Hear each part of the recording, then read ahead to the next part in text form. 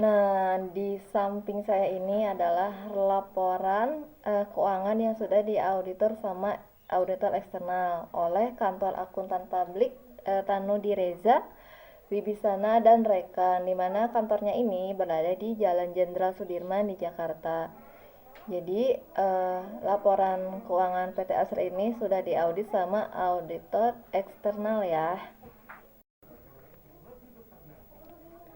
Nah, untuk aset lancar PT Asra pada tahun 2023 itu sebesar 166,1 triliun dan pada tahun 2022 itu sebesar 179,8 triliun.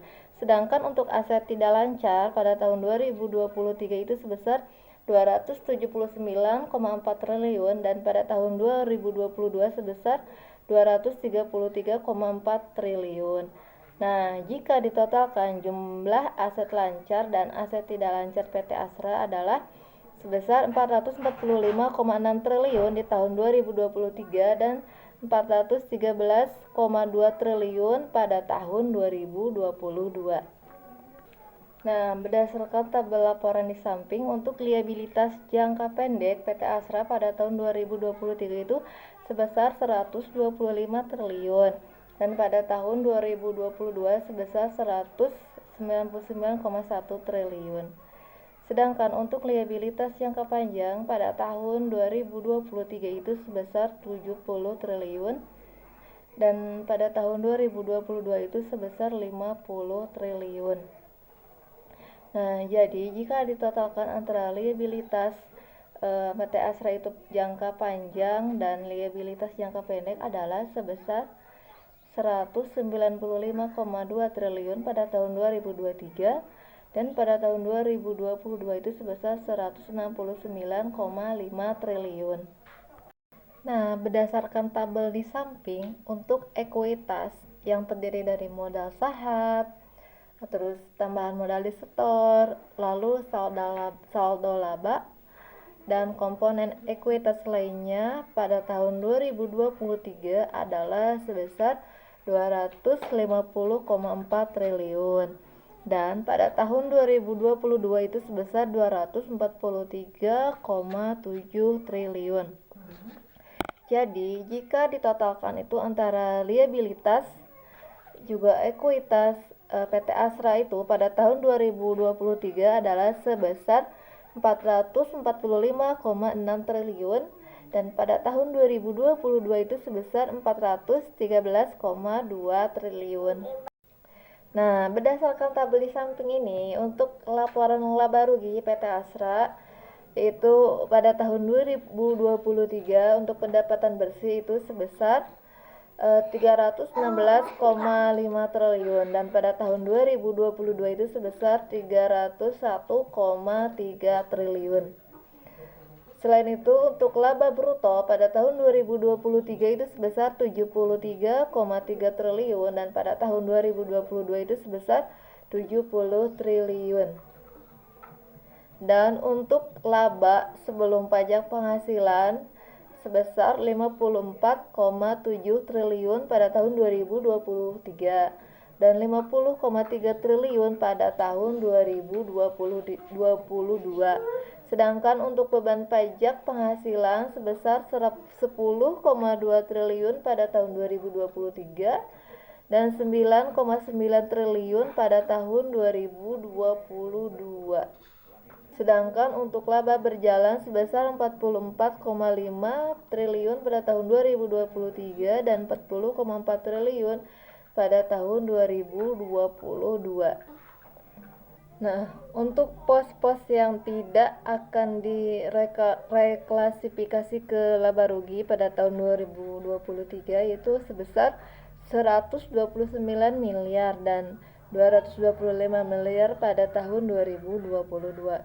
Selain itu, untuk pos-pos yang akan direklasifikasi ke laba rugi pada tahun 2023 itu sebesar 958 miliar dan 5,3 triliun pada tahun 2023. Jadi penghasilan komprehensif lain tahun berjalan setelah pajak pada tahun 2023 itu sebesar 829 miliar dan 5,5 triliun pada tahun 2022.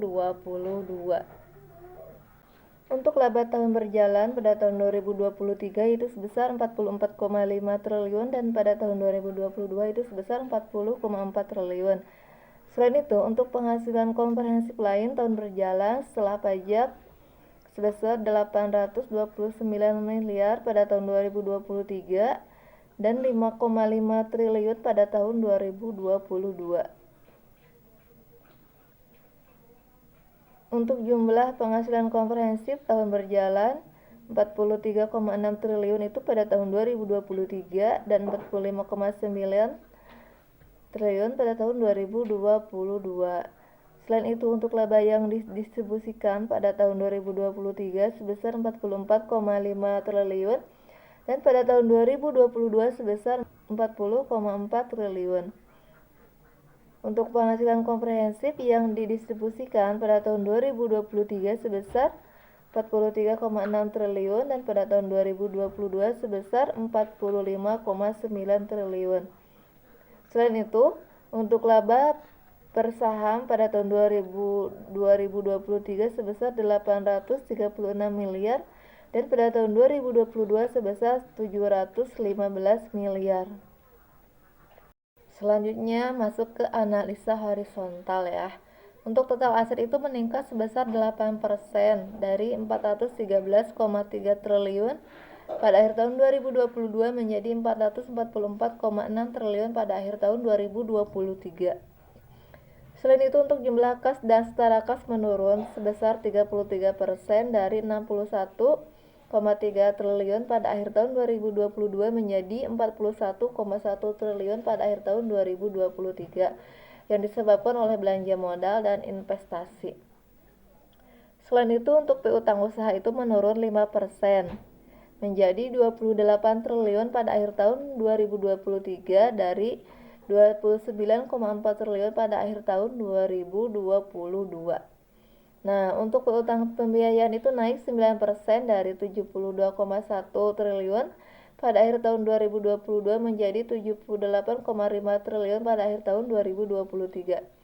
Selain itu, persediaan pun meningkat sebesar 24% dari 36,6 triliun pada akhir tahun 2022 menjadi 45,5 triliun pada akhir tahun 2023. Untuk aset lancar lainnya itu turun 3% dari 19,9 triliun pada akhir tahun 2022 menjadi 45,5 triliun pada akhir tahun 2023. Untuk liabilitas naik 15% ya dari 169,6 triliun pada akhir tahun 2022 menjadi 195,3 triliun pada akhir tahun 2023. Nah, untuk ekuitas ini meningkat 3% dari 243,7 triliun pada akhir tahun 2022 menjadi 250,4 triliun pada akhir tahun 2023. Selanjutnya kita masuk ke analisa vertikal. Untuk aset lancar yaitu kas dan setara kas persentasenya sebesar 24,8%. Untuk investasi lain-lain persentasenya sebesar 0,5%. Untuk utang usaha yang terdiri dari pihak berrealisasi persentasenya itu sebesar 1,89%.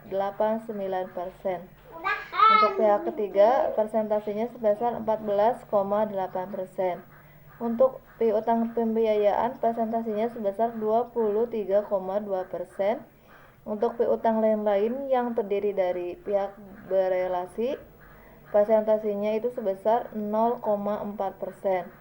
Selain itu, untuk pihak ketiga presentasinya sebesar 3,0%.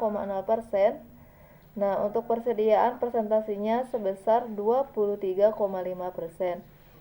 Selain itu, untuk pajak dibayar di muka itu presentasinya sebesar 3,2%. Dan aset lancar lainnya presentasinya sebesar 0,01%. Nah, kita masuk ke analisa vertikal untuk aset tidak lancar, yaitu untuk piutang usaha. Pihak ketiga itu presentasinya sebesar 0,01%. Untuk piutang pembiayaan presentasinya sebesar 14%. Selain itu untuk piutang lain-lain yang termasuk pihak berrealisasi presentasinya sebesar 0,7% dan untuk pihak ketiga presentasinya sebesar 0,3%. Selain itu untuk persediaan presentasinya sebesar 2,3%. Untuk pajak dibayar dibuka presentasinya sebesar 1,5%.